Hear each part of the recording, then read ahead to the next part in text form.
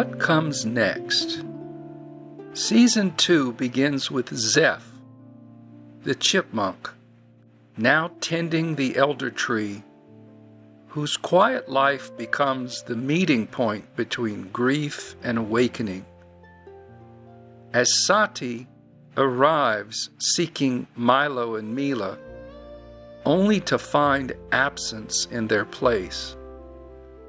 Through a startled confrontation, Zeff's calm recognition, and Old Fern's compassionate guidance with tea and herbs, Sati is led gently into the truth that some doors close so deeper currents may open, and under the branches that have held many farewells, the three sit together, not to erase her grief, but to give it sanctuary, marking the quiet emergence of a bond whose loneliness first begins to speak its truth, and revealing that the story of stillness has not ended. It is simply making room for the next listener.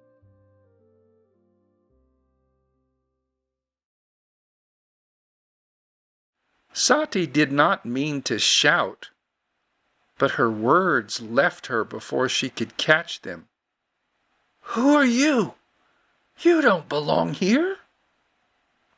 Sati stood at the edge of the clearing, hair wind-tossed, cheeks flushed from the walk up the hill. The doorway of the elder tree was open, and inside she saw someone carefully placing items on a shelf, as though it were his home. Zeff turned at the sound of Sati's voice. He did not flinch. He simply looked at her. It wasn't a look of surprise, but a quiet recognition, as if she arrived right on time. "I'm sorry," he said gently. "You must have been close with them." Sati's throat tightened. She glanced past him, scanning the roots and branches for some sign of Mila, a blanket, a cup, anything. But nothing remained. Even the scent of her friend seemed gone from the air. "I came to see her and the baby," she managed. "But they're already gone. No one told me." "They left yesterday," Zeff said. "They journeyed back to the Cave of Silence, and I'm only here to keep what they began." The words landed like stones in Sati's chest. Gone.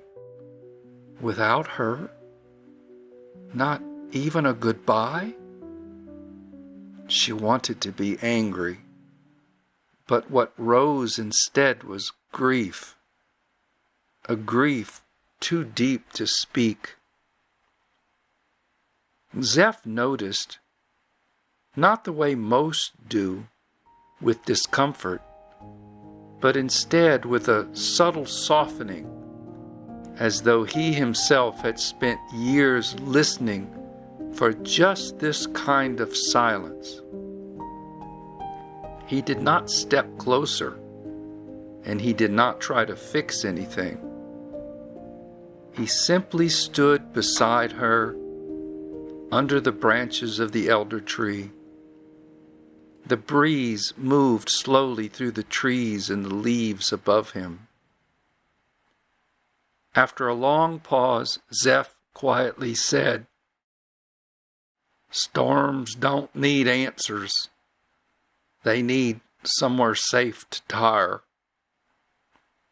Sati turned toward him, surprised by the gentleness in his voice.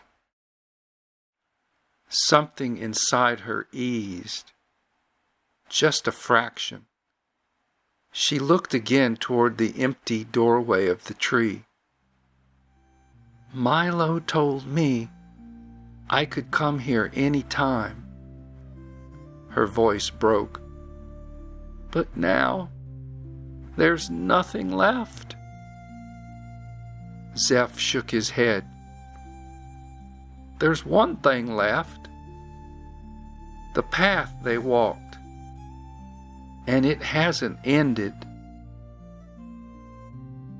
Sati closed her eyes, and for the first time since arriving, her breath began to slow.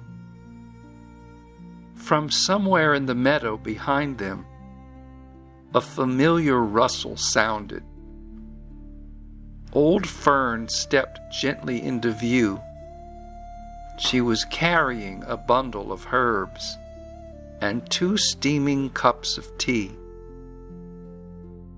Old Fern smiled at Sati, not with a look of pity, but as one who had seen this moment coming.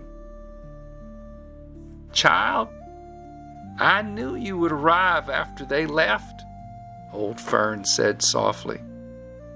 But some doors must close before certain hearts will enter. Sati blinked, confused. Old Fern continued, her eyes calm and knowing.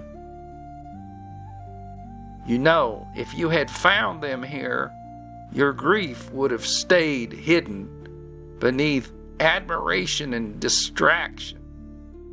But arriving to silence, that is how the real journey begins. Old Fern handed a cup to Zeff, and then one to Sati. Come, sit. Let the ache have its place. The elder tree, it knows how to receive grief, and it has done so many times before. For a moment, Sati hesitated, the pain of loss still raw. But Old Fern spoke once more, her voice like a small lantern in the dusk. Sati, Mila did not leave you. She left you a threshold.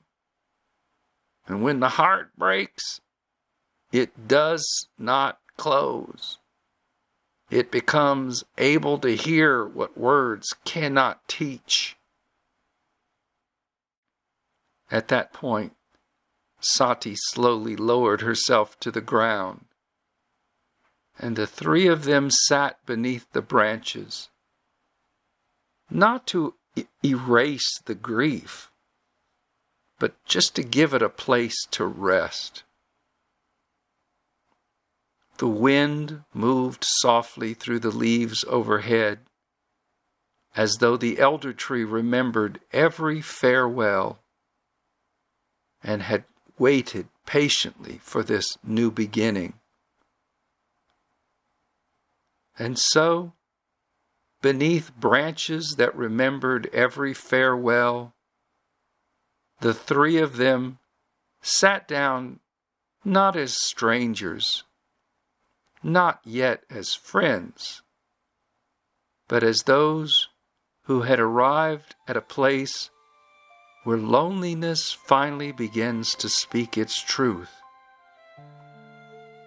The story of stillness had not ended.